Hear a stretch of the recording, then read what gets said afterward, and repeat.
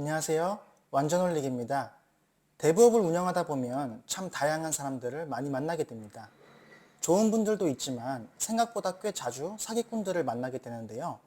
담보물 소유자를 꼬드겨 내서 대부업체만 타겟으로 전문적으로 사기를 치는 조직이 있을 정도입니다.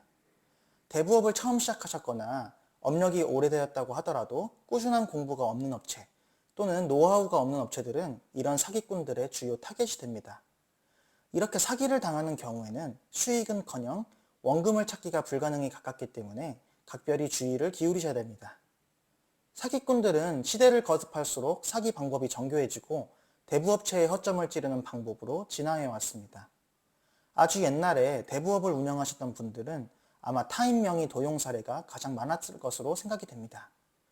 요새 들어서 다양한 서류들이나 각종 인증 방식 등을 통해서 본인 인증이 간편해졌기 때문에 이런 사기 사례들은 굉장히 많이 없어졌습니다만, 과거에는 본인 식별 방법이 신분증 하나에만 의존하는 경우가 많았기 때문에 타인 명의 도용 사례에 심심치 않게 당하곤 했습니다. 예를 들자면 대출 의뢰인이 쌍둥이인 경우 신분증으로는 얼굴 구분이 어렵다는 점을 악용하는 경우가 될 수 있겠습니다. 신분증도 훔쳐오고 도장도 훔쳐오고 각종 대출 서류들도 훔쳐오는 경우에는 그 대상이 쌍둥이라면 대부업체의 입장에서는 속아 넘어갈 수밖에 없습니다. 특히 요새는 포토샵이라든지 보정 어플들이 워낙에 발달해서 신분증 같은 경우 사진과 실물이 다른 경우가 굉장히 많습니다. 그런 이유로 저는 신분증 사진은 대출에 있어서 전혀 참고를 하지 않고 있고 다른 여러 가지 서류들을 통해서 본인임을 확인하고 있습니다.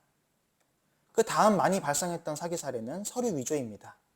사문서 위조의 경우 사기꾼이 대출 서류를 작성하기 때문에 어떻게 보면 굉장히 당연한 것이고 한때에는 공문서 위조도 상당히 많았습니다.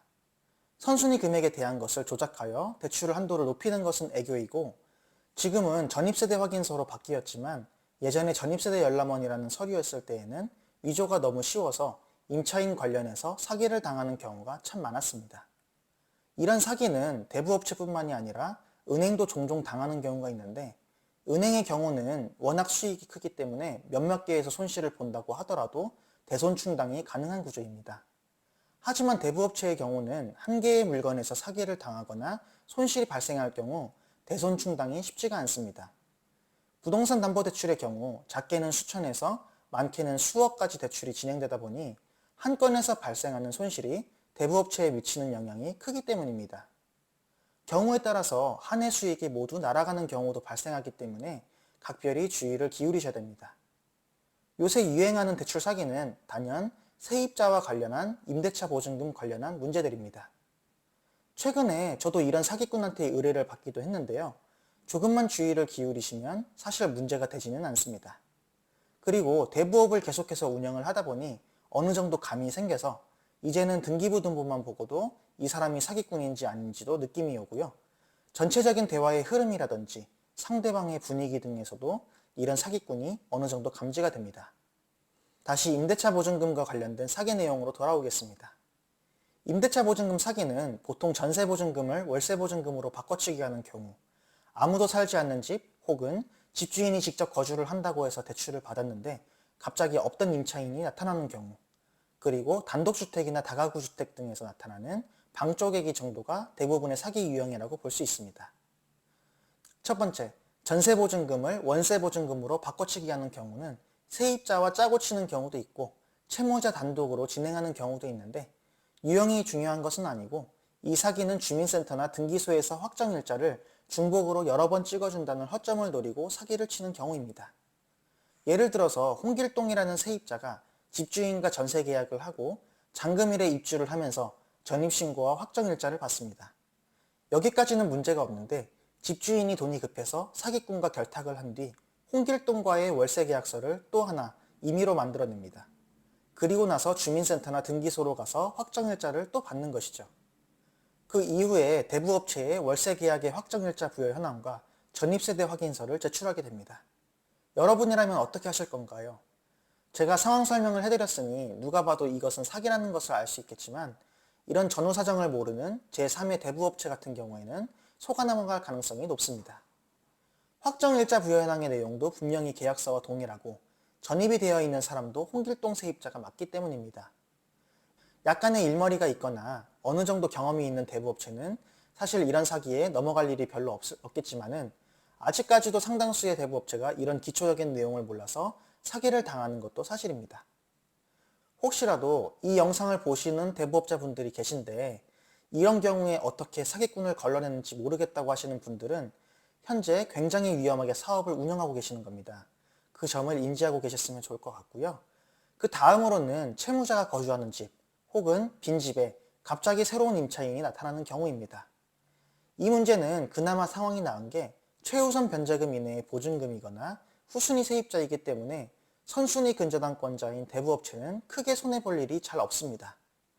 그러나 너무 저렴한 가치를 가지고 있는 담보물의 대출을 진행하는 경우에는 최우선 변제금만으로는 배당의 액수가 상당히 줄어들기 때문에 간혹 가다가 원금 손실이 발생하는 경우가 있어서 이 점을 주의해야 하시고요.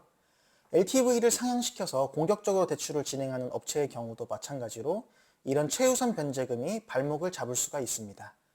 그 다음은 실제 사례입니다. 작년쯤에 제가 지방의 단독주택을 담보로 대출을 진행하기 위해서 출장을 다녀온 적이 있었습니다.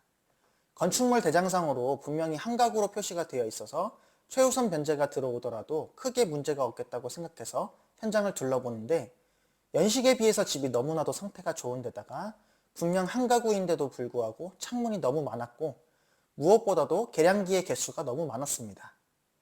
집 뒤로 돌아서 들어가 보니 출입구도 굉장히 많았는데요. 자세히 살펴보니까 이 집을 리모델링한 다음에 불법으로 방 쪼개기를 했던 사례였습니다. 이런 경우에는 각 방마다 최우선 변제라든지 소액임차 보증금에 대해서는 1순위 근저당권자인 대부업체보다 우선적으로 배당을 받아가기 때문에 대출 한도를 대폭 줄여야 하는 대출건이었습니다. 물론 이 채무자분이 악의적으로 속여서 대출을 받으려고 한 것은 아니었다는 것을 정황상으로는 이해는 했지만 나중에 혹시라도 부실이 발생해서 경매로 넘어갔을 때는 어떤 일이 발생할지 아무도 모르는 것이기 때문에 어떠한 경우에서라도 주의해서 자금을 운용하셔야 됩니다. 이외에도 참 다양한 사례들이 있습니다. 예전에는 아버지 명의의 아파트를 담보로 딸이 대출을 해달라고 의뢰가 들어왔었는데 알고 봤더니 아버지가 치매 환자인 것을 숨기고 대출을 받으러 오신 거더라고요. 이런 부분들도 꼼꼼히 살펴보지 않으면 나중에는 손실로 다가오게 됩니다. 대부업은 돈을 빌려주고 이자를 받는 사업이지만 이자보다 훨씬 더 중요한 것은 원금입니다.